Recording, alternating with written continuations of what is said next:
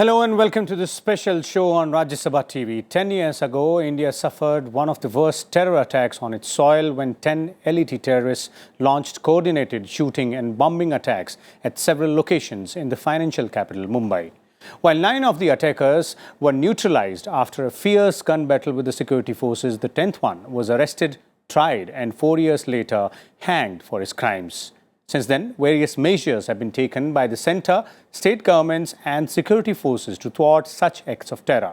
These include strengthening of border management system, better coordination between security agencies, real-time intelligence sharing and swift response mechanism from all agencies involved.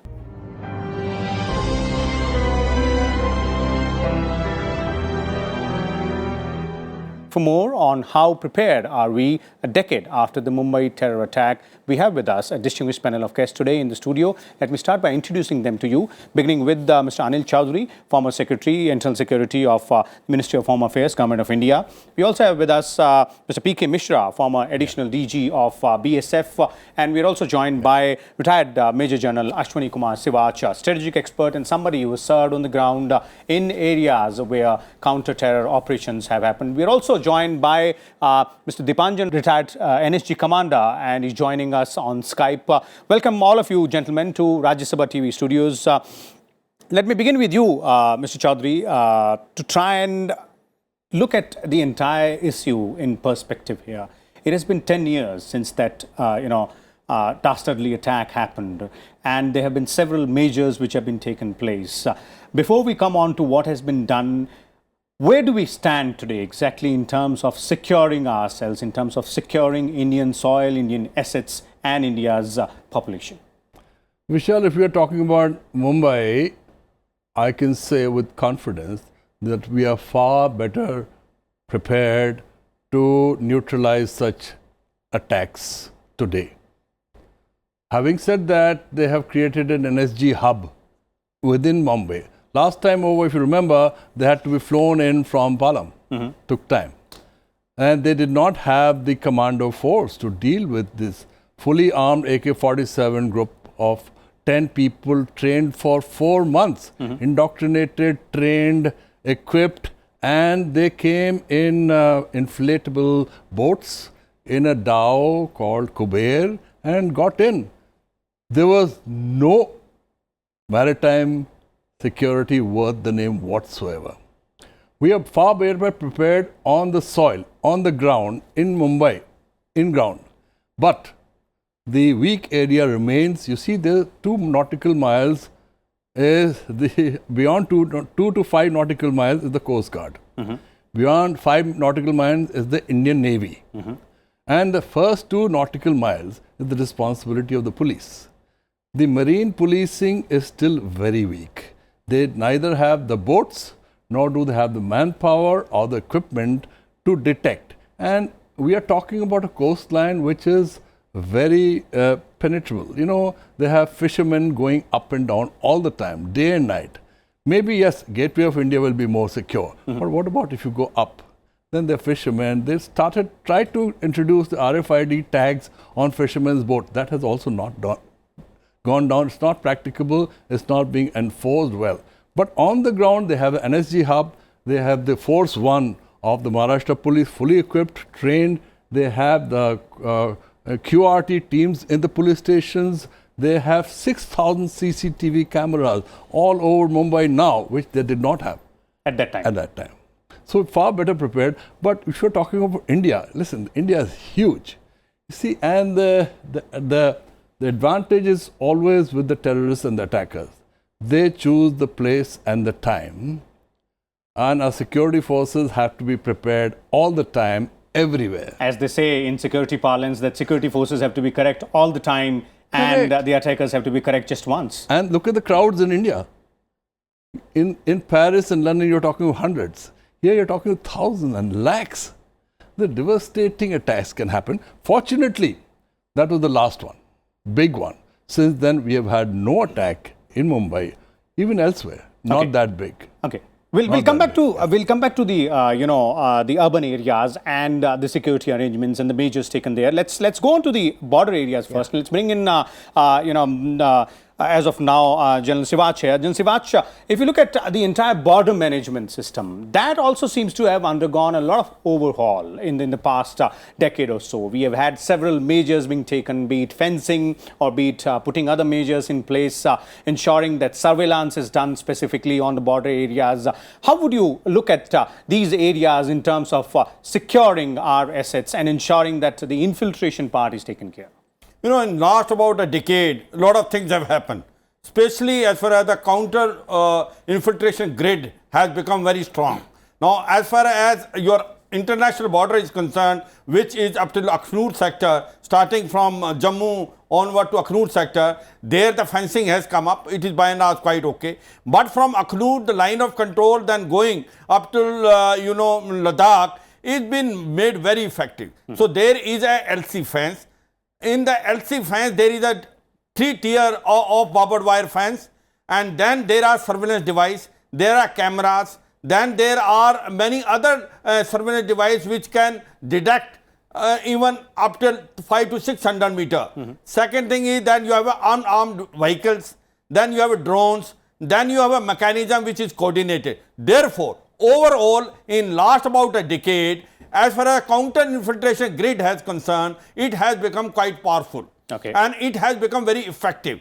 In addition to that, not only on the line of control, even on hinterland, lot of other measures have been done. A more coordination between the security agency is parlance of the day. Because earlier it was happening, everyone was working in their own system and they were working in a watertight compartment. Now, therefore, intelligence agencies, especially in Jammu and Kashmir, are all very well coordinated along with the central government. Okay. Be it army, be it BSF, CRPF, state intelligence. So that is also a very important thing. Okay. So what I am saying is overall, a lot of things have happened and our intelligence grid is become powerful. Our counter-infiltration grid has also become very effective. Surveillance devices are functioning. You are having UAV. You can peep inside that. Inside Pakistan, you don't have to cross. So certain things like line of control and beyond area, including launch pads, are kept under surveillance. Okay. Now also one can tell that about 300 to 300 terrorists are waiting on launch pad, because this we have got real-time input from our UAVs. So therefore, as on today, one can say safely that our counter-infiltration grid is robust, powerful and effective. Okay, wonderful. Let's now look at the eastern part of the country as well. Let's bring in Mr. P.K. Mishra here, the former additional DG of the BSF. Mr. Mishra, as has been pointed out by General Siwach here and Mr. Choudhary as well, the urban part, the western part and the northern part as well. But we have a long border on the eastern part also. We share it with Bangladesh, Myanmar and a few more countries. And we have had problems there. So what kind of measures have we taken to ensure that the same kind of robust mechanism that General Siwach is talking about in the northern sector is put in place in the eastern sector as well? Yes, I can well tell you that in the eastern sector, like that of Jammu fencing, the fencing has been made in eastern sector also, excluding that of the Myanmar border and Arunachal Pradesh also. This is not fenced, but the deployment is quite okay. But I can well tell you in the Indo-Bangladesh border, it is not now very sensitive, because this is the only border where both the sides, and internationally it is very well known that is the India and Bangladesh border guards and Indian BSF, they are working together. Their joint patrolling is going on. This is the first time in the history it has started and is not there with any other border. So I can well tell you, I just visited a few of the border posts only. Last week I was there in Indo-Bangladesh border. The problem was there with Sundarbans, but after this changeover of in Kuch Bihar and other areas where the enclaves were changed, and in Sundarbans those pockets were handed over to Bangladesh, and things are much better. And the best part of it, the joint patrolling in the riverine border is also continuing with Bangladesh border guards. Okay. With as far as Indo-Myanmar border is concerned, yes, it is being given to Indo-Tibetan border police, but so far, excluding few patches, the border fencing has not yet come up. That is still to be made. And I hope that most of the drugs and the weapons, the Chinese weapons and the drugs which are coming from the triangle, all the countries that is coming to Manipur and Nagaland from Myanmar, but the deployment has already been made, and it's very good that the total area is well covered with RR and Assam Rifles and the Border Security Force along with the local police. Okay. So there are 3 types of deployment. The BSF is there, the Assam Rifle is there, and in the depth also the local police, the border police battalions are also being So you have a 3-layer security as far as the Western front is concerned as well. Let's bring in another guest, Mr. Dipanjan, the former commander of NSG. You must have heard all our 3 panelists. If you look at from NSG's point of view, a force which was created and which has the sole responsibility of thwarting or putting in place the counter-terror attacks.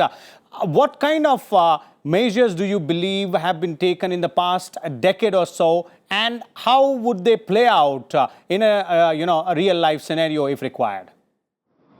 As far as NSG is concerned, there is a remarkable change in last 5 years. There are a couple of things which are very, very crucial for NSG operation, or rather successful NSG intervention. One is the communication gap between the intelligence department, and there are a remarkable positive change in last 4-5 years. So we are getting, I believe we are getting the regular real-time intelligence reports. And another thing that I think some general here mentioned that during 26/11, 10 years back, NSG had to wait for a couple of hours, 6, 7, 8 hours. That is the most valuable time. That problem is not there because we have hubs in Mumbai, in Chennai, Hyderabad, Bangalore, Calcutta, etc. So the response time is now minimized. And the other very important crucial factor is we have several very, very sophisticated weapons. Not only weapons, the other the equipments like thermal detector, etc., and the main support system everywhere, whether it is, I'm talking about Mumbai. So as one gentleman has mentioned that guard for that Force 1 and Mumbai QRT, because to some extent I am directly involved with the training of this QRT team and Force 1. They are shaping up very well. So the primary hit, I believe, in every state or every major cities, if anything happens, the primary hit NSG can take away within no time, very quickly, without losing any response time. But one most important thing I would like to mention here, I don't think that in today's scenario, after 10 years of that 26/11, there will be any further organized attack which we had experienced during 26/11. Okay. Now they have changed their modus operandi. Now they will rather put focus on the lone wolf concept. So as far as arms, equipment, training, operation, we are ready, we are doing well, we are absolutely prepared. But I believe we need to improve our intelligence even more, and we need to involve our community policing, because the lone wolf is something which will be very, very difficult, whether it's for Force 1 or NSG or any organized armed forces or yes, indeed, Mr. Roy, that's a very significant point which you have made there. The modus operandi which has changed, and that is something wherein I would like to bring in Mr. Choudhary again here, something which you were mentioning in your first response as well. When we talk about the way Mr. Dipanjan Roy was explaining that, the way the threat has changed over the years, and obviously the way we tackle the threat, that operation, that method will also have to change.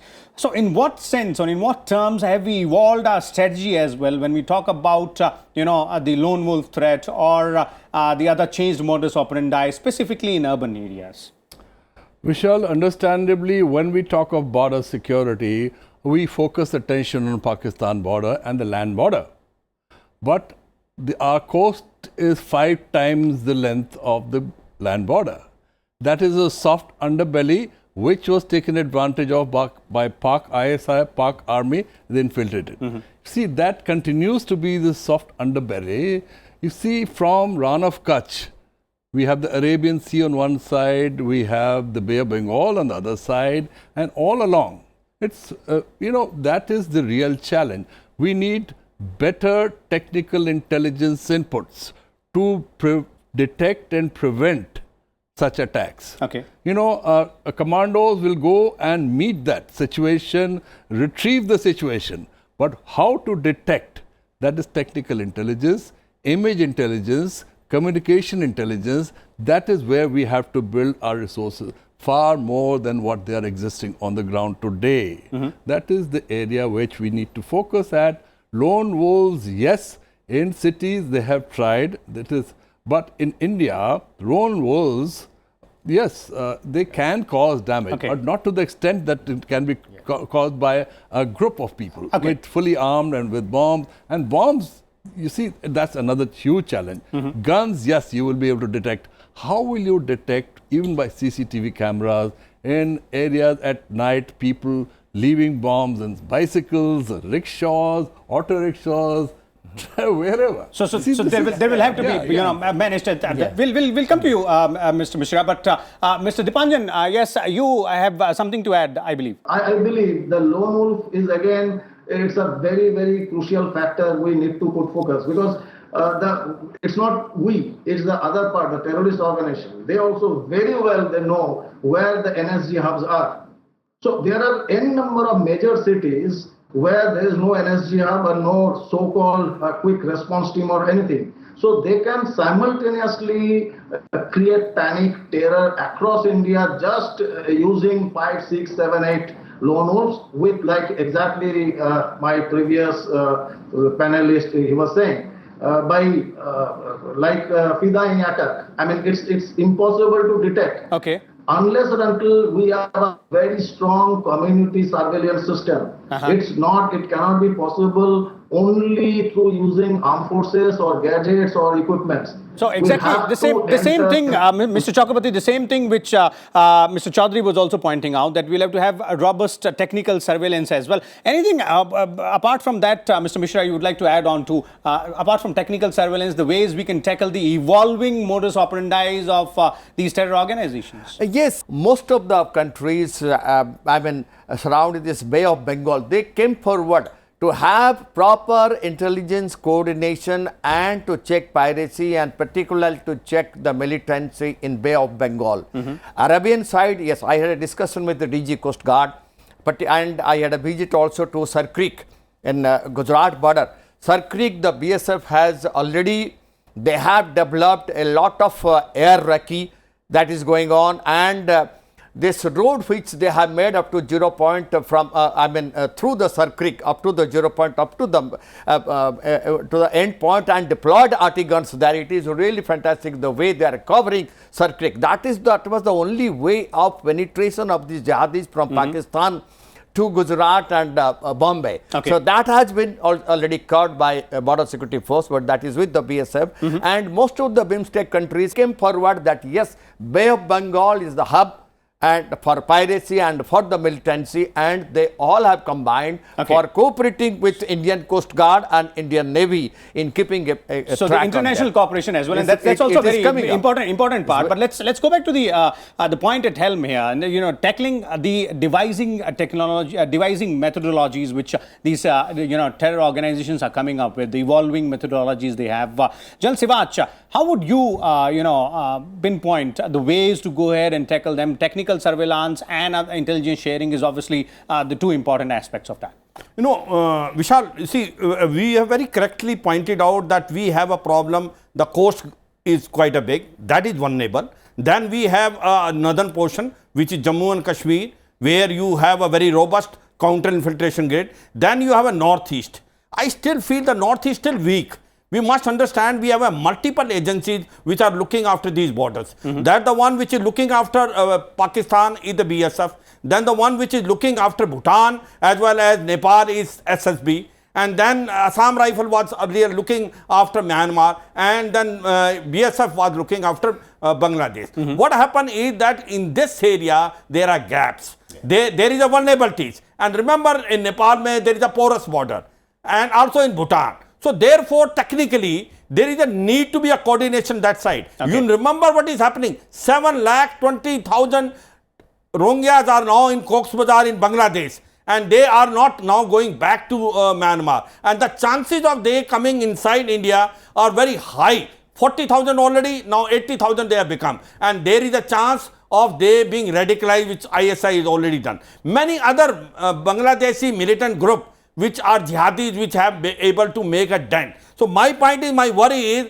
that our counter-infiltration grid in northeast is still weak. We need to tie up. This requires your intelligence coordination, and the agencies which are on the ground also must coordinate with each other. Okay. Challenge is huge, but it has to be done, because no point doing it in northern side and also on the coast if you are weak on northeast side. The another thing which I was trying to convey is that coordination is required to be done. As on today, we are slightly lacking coordination at national, state level and agency level. And we must make use of the technical aspect of that. You make use of satellite, make use of UAV. See, today the state-of-art weapon system and surveillance equipment is there. We need to do that, because in any case, any terrorism or any action which take place, you will not get a second chance. And terrorists are not going to repeat the modus operandi, neither the place nor the modus operandi. Okay, as Mr. Chakraborty put it, that the first few hours and the first responses is something which is very, very crucial.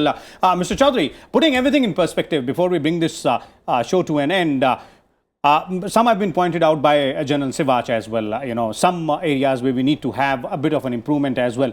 But we have come a long way in the past decade or so in taking those stern measures and putting mechanisms in place. How would you look at the situation right now in terms of both the border management as well as the intelligence gathering and the coordinated systems for security forces within the hinterland as well? See, I agree with Mr. Dipankar. He is very correct. You see, nobody has a better feel on the ground about intelligence flow than the policemen on the beat. They have to be sensitized to the threat, and they are the best position to collect human intelligence. They're the first line of defense. Yes. Neither the BSF, nor the army, nor the ITBP, they don't belong. They live there. They speak the language. They understand the ethos of the place. They get the flow of any suspicious activity. Police stations have to be sensitized. They must be a representative, and coordination, yes. The multi-agency center has been set up years ago. I do not know how effective and functional it is today. It needs to be strengthened, not only at the center, states, every district should have multi-agency meeting frequently and working together to exchange. Yes, we got this, you got this, this is the picture which emerges, let's go ahead and meet it together. Unfortunately, in our country, this has been lacking, very correctly put by General. Everybody on his own turf. Intelligence sharing goes on internationally. Among agencies, let me confide in you, I've been part of it. They do meet and they have hotlines working. But these hotlines must permeate to the last level. So we need to have a coordination at our own security agencies level, within the nation as well, and within these security agencies different as well. Mr. Mishra? Yes, that is what is required. But I can well add another point that recently the border security force in the Jammu border, they have made the smart border fencing absolutely well connected. All the frontier headquarters and the battalion headquarters and the patrol parties on the ground, they are being connected through, and the weapon system, they are all connected through satellite and UAV and drones, as he was mentioning. This smart fencing has already been done in Jammu border, and this is also that was opened by Mr. Rajnath Singh. He visited Samba and Arispura border and he has opened it, and the same thing is going to be continued there in eastern border also. Only problem we are facing is this electromagnetic fence above the river beds. That is in eastern sector, so as also in the Punjab border. That is what is pending, and this will be done. The electromagnetic fence and the sensors under the river, below the river. These two are pending. General Siwach? So they don't deny the fact. What happened is that though the line of control, the grid system and on the border grid system is there, since the rivers number of terrain is difficult, at places there are gaps. And these gaps are what which are exploited by the terrorists. So we have to be alert and thinking that everything will be stopped on line of control and international border may be foolish to understand that. So therefore, we have to have a multi-grid system where the intelligence also play, like police which have been brought, but police will take a lot of time to come up to the required standard. We cannot leave the security to the police. So therefore, the other agency has to step in and there has to be more coordination among them. Okay. And we have to find out new modern methods, and we must evolve methods of also coordinating our agencies with foreign agencies, Okay. as we were bringing it out, so that you get real-time input. And once you get real-time input, you must have a force available to react and act timely to And bring the result immediately on the ground. and encounter the threat. So as our panelists are pointing out, that it is a mix of several steps which have been taken and which needs to be further improved upon, be it in terms of augmenting the infrastructure capabilities or intelligence sharing or real-time technical surveillance. But ultimately, all of us will have to be on high alert, and our security agencies are doing exactly the same to thwart any such terror attacks in the future. We'll come back again with a different set of guests. Till then, keep watching Rajya Sabha Television.